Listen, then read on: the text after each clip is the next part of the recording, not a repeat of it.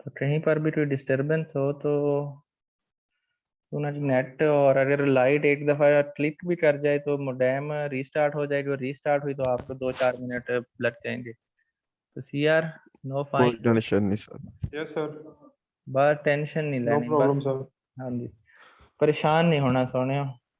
घबराना नहीं सर है। ਤੁਹਾਡੇ ਹੁੰਦਿਆਂ प्रॉब्लम नहीं है सर। हाँ बस घबराना नहीं है। Okay sir. हाँ जी। अच्छा, बात हो रही थी प्रोबेबिलिटी। तो प्रोबेबिलिटी में बेसिकली आप जो हमारा ऑब्जेक्टिव होगा वो रिलेटिव प्रोबेबिलिटी की तरफ होगा। रिलेटिव प्रोबेबिलिटी किस तरह निकालते हैं? Small F over N. Small F shows the number of favourable events, जो उस इवेंट या उस फिनोमेना के लिए फेवरेबल कंडीशंस हैं, divided by total events divided by total conditions, यानी कि favourable conditions divided by total conditions.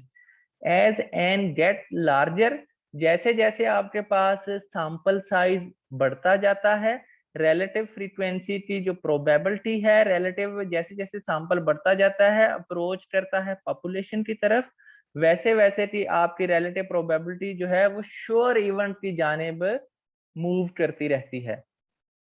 तो ये अभी बेसिक बेसिक से कंसेप्ट हैं, ये आपको जब एक दो क्वेश्चन हल करेंगे ना हम, तो फिर वो ज्यादा चीजें क्लियर हो जाएंगी। अभी तो मुझे लग रहा है कि आपके ऊपर से ही गुजर रहा हो शायद।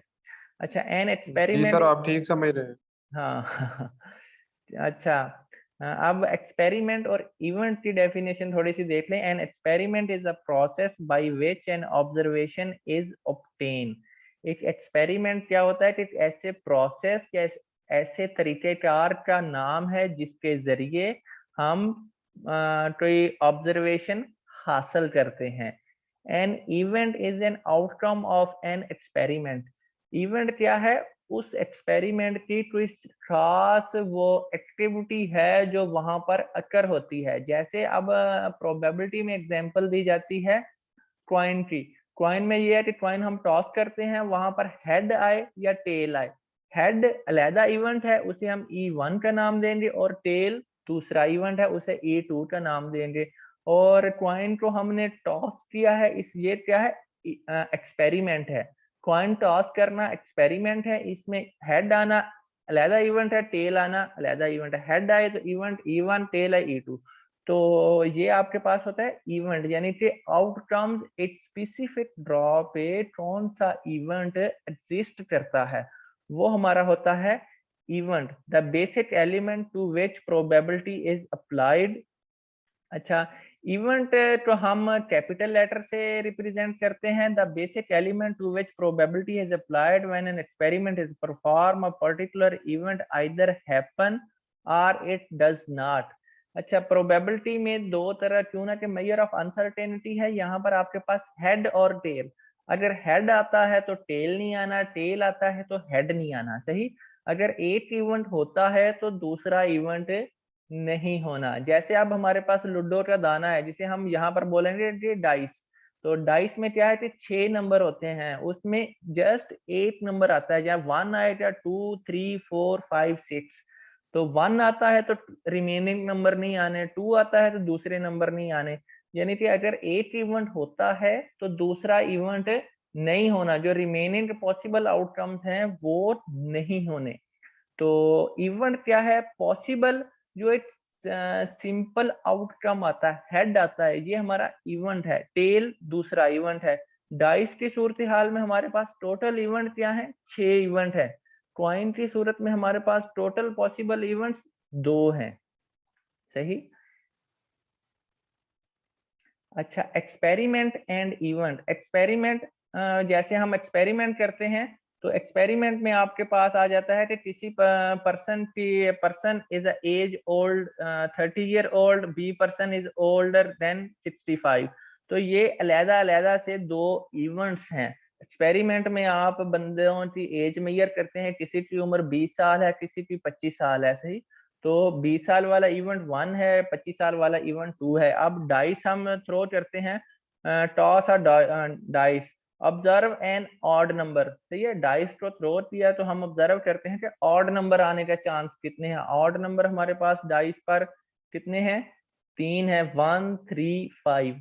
तो और observe an number greater than 2, तो ऐसा नंबर जो 2 से बड़ा हो, वो हमारे पास क्या है 3, 4, 5, 6। तो 6 से बड़ा आने के चांसेस 4 पॉसिबल इवेंट्स हैं, और ऑड के कितने पॉसिबिलिटीज हैं 3। तो ये क्या है 2 अलग अलग इवेंट है, और ये पूरा जो हम यहाँ पर कर रहे हैं इसे हम बोलते हैं एक्सपेरिमेंट। अच्छा, बेसिक कंसेप्ट, अब आपको दो कंसेप्ट आपको पता होने चाहिए, mutually exclusive events and non mutually exclusive events. Mutually exclusive events ऐसे दो इवेंट्स होते हैं कि उनमें से एक इवेंट ही आना है, दूसरे इवेंट ने नहीं आना। अगर इवेंट ए आता है तो बी ने नहीं आना, बी आता है तो ए ने नहीं आना। That is called mutually exclusive events. Two events Two events are mutually exclusive if when one event is occur the other cannot, and vice versa। अगर एक इवेंट होता है तो दूसरा इवेंट नहीं होना।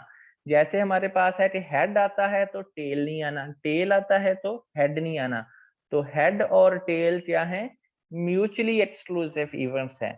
और नॉन म्यूचुअली आप नोट कर लें अपने पास डेफिनेशन कि नॉन म्यूचुअली में यहाँ पर क्या है कि if one can occur other भी आ सकता है, दूसरा इवेंट भी हो सकता है। जैसे अब हमारे पास है डाई की एग्जांपल है, डाई में अब हम पिछली सूरत हाल में देख रहे थे कि यहाँ पर क्या है कि नंबर होना चाहिए ऑड होना चाहिए, और बी में क्या है कि नंबर ग्रेटर देन 2 होना चाहिए।